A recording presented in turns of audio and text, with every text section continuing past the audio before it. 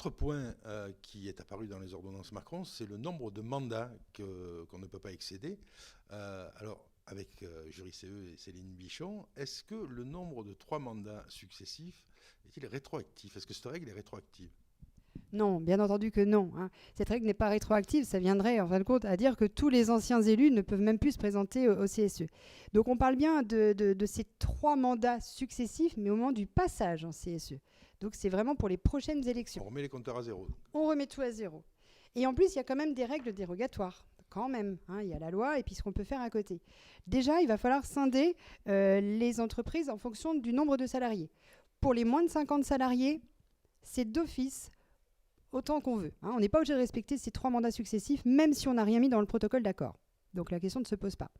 La question se pose pour les entreprises entre 50 et 300 salariés, où là, si on veut déroger à la règle, il faudra l'indiquer dans le protocole d'accord préélectoral.